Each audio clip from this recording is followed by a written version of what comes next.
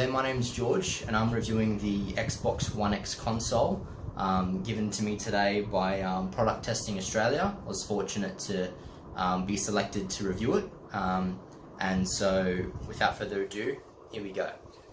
Tell us, George, how quickly was the product delivered, and did you get a good service from the delivery company?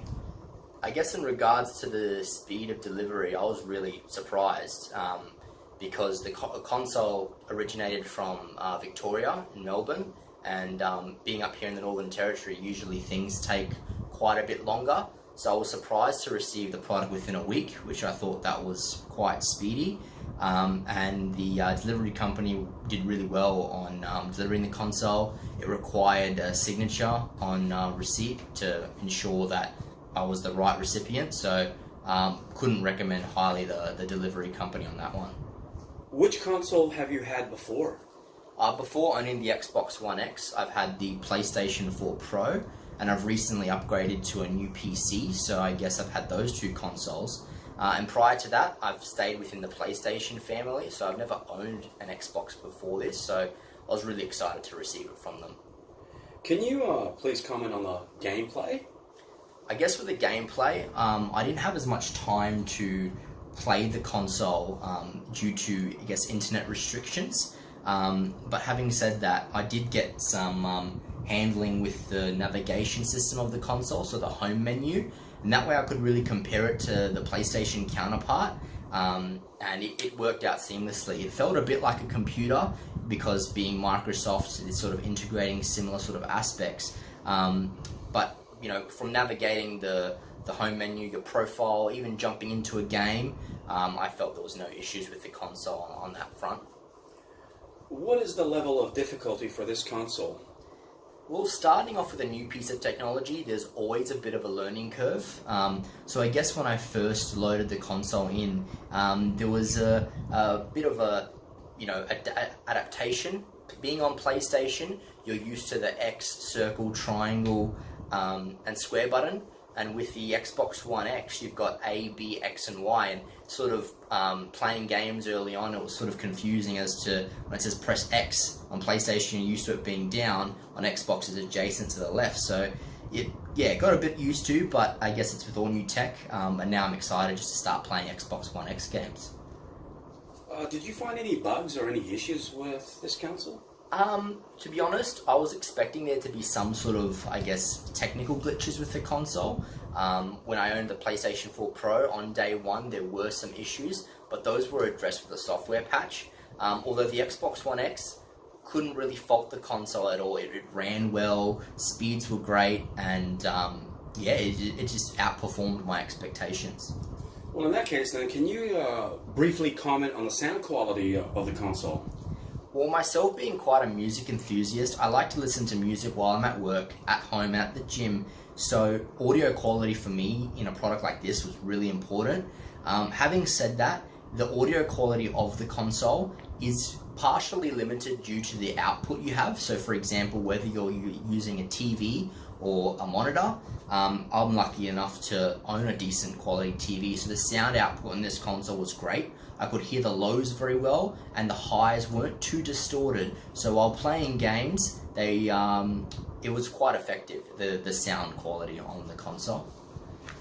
If you had any online access, how would you describe your online experience? So I guess as I reiterated before, sadly due to internet troubles, I did not have online access at my home address as it was currently being upgraded. So I could not test out the console in its full capabilities, although I did recently visit a friend and we played on his Xbox One X, and I found that connected to an Ethernet or wired connection, there was no lag or latency issues, which I was quite surprised with. The game we had tested was a game called Tom Clancy's Rainbow Six Siege, which is one of the games out at the moment that really tests your server frequency, so whether you actually have good connection via console. So that was a good stress test for the console, I believe. Furthermore to the console, can you just give a brief comment on the graphics and the console design? Graphics, well, this is one of the make or break questions, especially regarding the Xbox One X, because it's been dubbed the most powerful console on the earth. And I guess being able to see that and the fact that it plays games in true 4K is quite amazing. You're able to see all those tiny details that other consoles physically can't actually output. And having a stronger processing power means that it can run any games without breaking a sweat. And so when you have long gaming sessions and your console starts to work itself, having that extra processor really means that the console can kick through those, I guess, slight delays and power on through. So I guess regarding that, all the consoles I've had over the years, the Xbox One X with the graphics and console really lives up to the price tag with this one. Okay, George. Overall, what do you think of the console? Well, the console, I think, straight away, it comes out banging because from the moment it was delivered, the console did have a nice sleek design. So coming in the Xbox One X box like this, I was really excited to unbox it. It really shows off the design they've gone with here, and then all through the sides of the console, some specifications as in terms of the memory, some key features, and then I guess the flagship game Forza 7, which is their racing game, sort of shows off the console in itself. But then I guess attributing to that, the Xbox One X itself, which I've sort of disconnected briefly here, comes in very nicely. I must say it is quite weighty, so it's a little bit heavier than my PS4 Pro.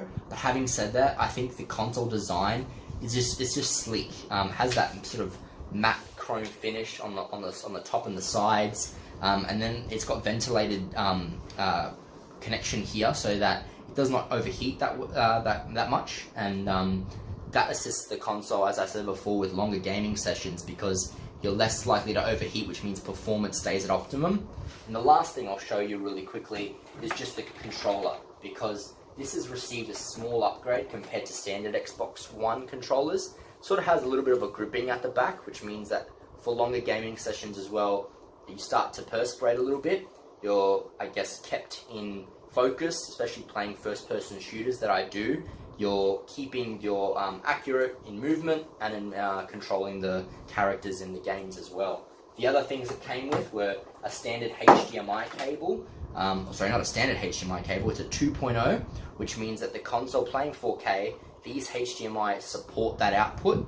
And then standard, it came with a power cable, which is an upgrade from the previous Xbox One X because with those consoles you had a big power brick, which meant that if that sort of died, you need to buy one straight from Microsoft, whereas this is just a standard 2-prong power cable. So a bit more efficient, and I guess with the price tag you pay, Xbox really had to go on above, and they did with the console.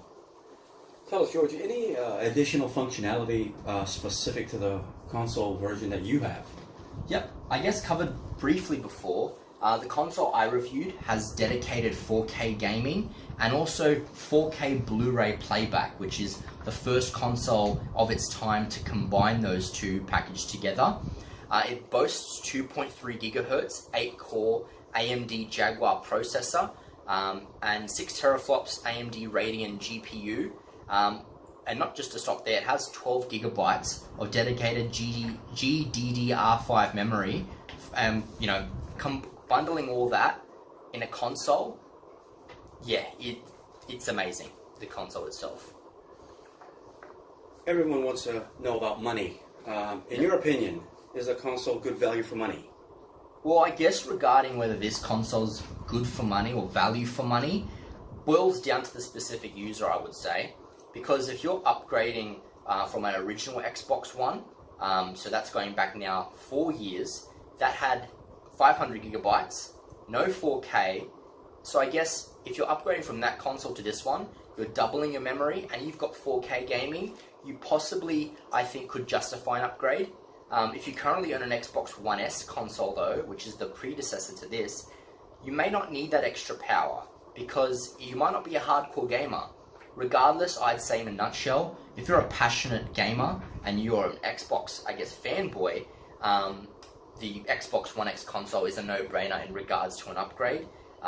So it boils down to specific user. I won't say that this console is a must-have, but it depends on what kind of gamer you are as to whether you'd upgrade or not.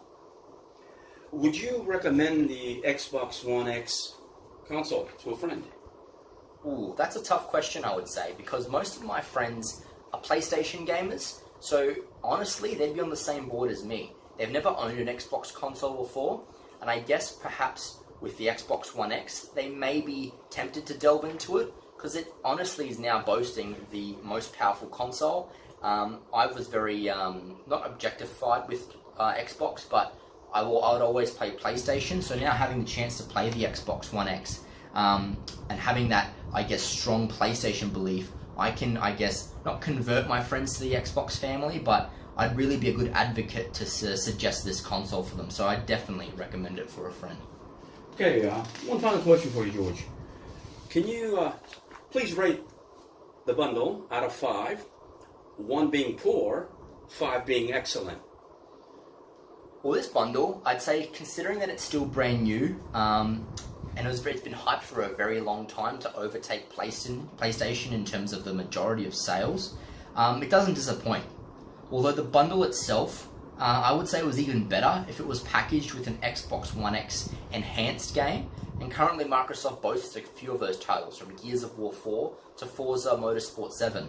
So perhaps if it was bundled with the game, I wouldn't be able to complain with the value at all. Coming on its own, the console does have a retail price of $649, so I guess being on its own for that value, I'd probably rate the bundle in itself 4.5 out of 5. The high score purely because the money you're paying for in terms of the tech, you can't beat it. It's the most powerful console on the planet. Value though, because it has no game with it, I'd have to score it slightly down at 4.5. So I guess this part now concludes the main part of the review, and so now I'm probably going to move on to some gameplay really quickly. So I'll be with you guys in gameplay from the Xbox One X. This is Gears of War 4.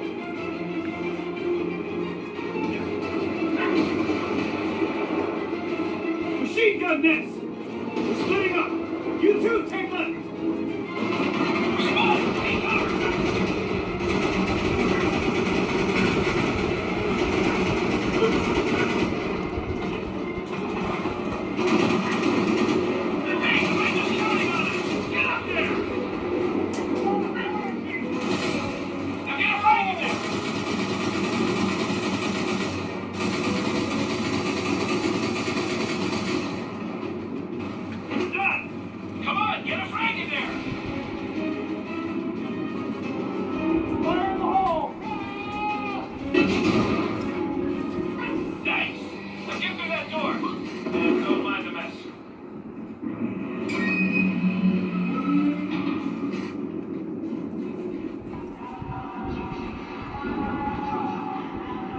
You two, you have the security codes. Override that gate. And with that, this raid is officially underway. Let's go.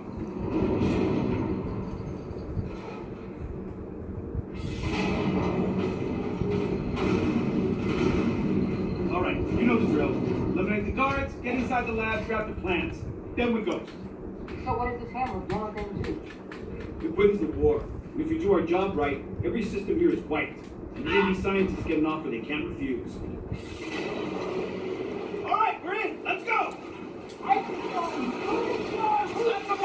Take them out. Now the heck down. President, big one. And the next go longer. Open up on them.